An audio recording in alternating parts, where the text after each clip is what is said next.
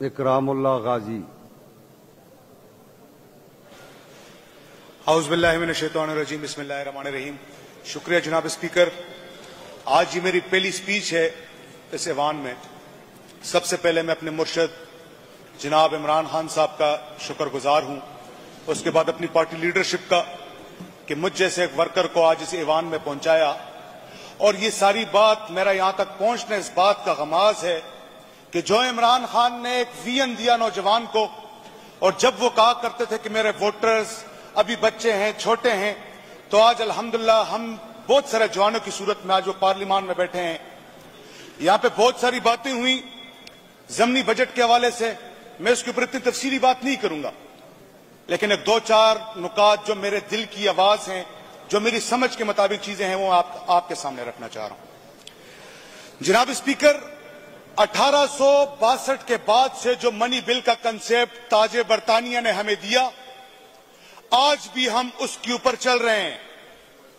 मैं अपने दोस्तों से जो ईवान में बैठे हैं, पार्लियामेंटेरियन से ये रिक्वेस्ट करता हूं, और मैं उसके साथ इंशाल्लाह इनके साथ हम एक साथ जगह होके इसके खिलाफ और इसके अगेंस्ट एक ऐसी कानून साजी करें कि जो इंटरिम पीडीएम की गवर्नमेंट आई, उन्होंने हमारे सूबे के अवाम का पैसा गलत तरीके से इस्तेमाल किया, नौकरियों के मद में इस्तेमाल की, नौकरी उन्होंने दी जो उनका कानूनी हक नहीं बनता।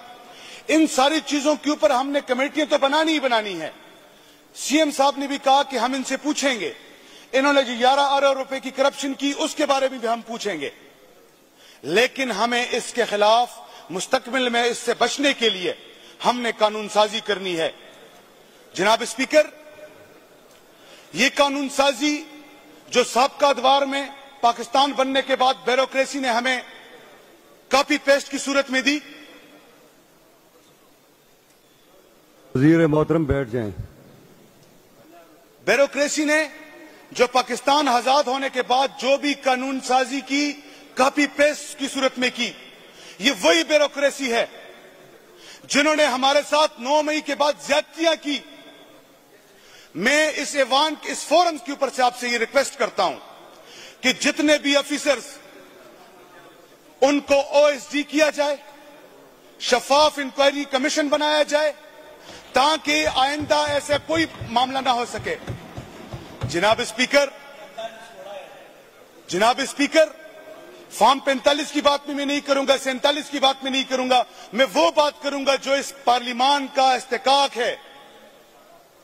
हम इस चीज को कतई नहीं कह सकते हैं कि हमारे सूबे की रवायात के खिलाफ इन्होंने काम किया, और आज वही लोग फिर उन्हीं सीटों पे एंजॉय कर रहे हैं, रीशफलिंग हो रही है। जनाब स्पीकर, मैं अपने लीडर को ये आंखें कैसे दिखाऊंगा कि जिसके वर्करों को इन्होंने गली चौकों चौराहों में दौड़ाया, आज वो रीशफलिंग कर रहे हैं।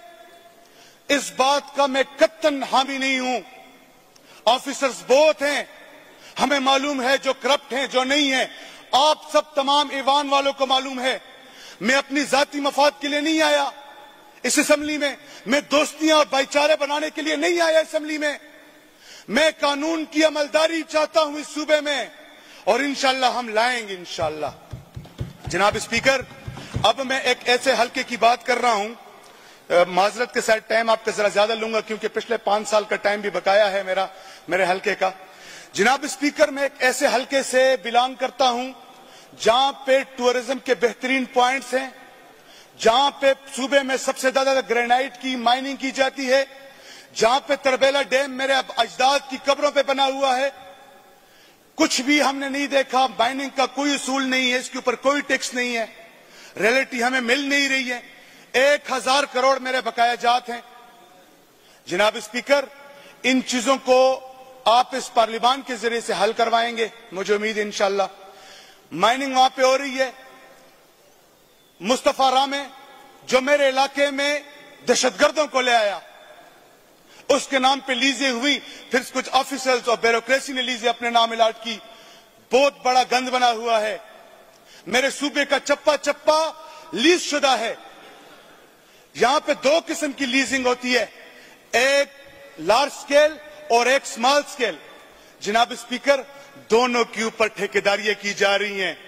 मेरे सूबे के जंगलात को खराब किया जा रहा है, हमें रेवेन्यू नहीं मिलता वहां से। और आखिर में मैं बात करूंगा टूरिज्म के हवाले से। जनाब स्पीकर, जैसा आपको और मेरा जिला भी है, वहां पे टूरिज्म के बेहतरीन पॉइंट्स हैं और जो वहां पे कोई जा ही नहीं सकता, रोड्स नहीं है, इंफ्रास्ट्रक्चर नहीं है, और जो हैं वो माइन वालों ने खराब कर दिए। जनाब स्पीकर, मसाइल बहुत ज्यादा हैं। आपकी सरबराही में यहाँ पे हमारे मिनिस्टर साहिबान बैठे हुए हैं, उनकी सरबराही में इंशाल्लाह हम इनको हल करने की कोशिश करेंगे। मैं अपने हल्के के अवाम का शुक्रगुजार हूं कि मुझ जैसे एक वर्कर को उन्होंने इस ईवान में पहुंचाया। इंशाअल्लाह अजीज उनके हुकूक की ठीक तरीके से इंशाअल्लाह तर्जुमानी की जाएगी। बहुत बहुत शुक्रिया।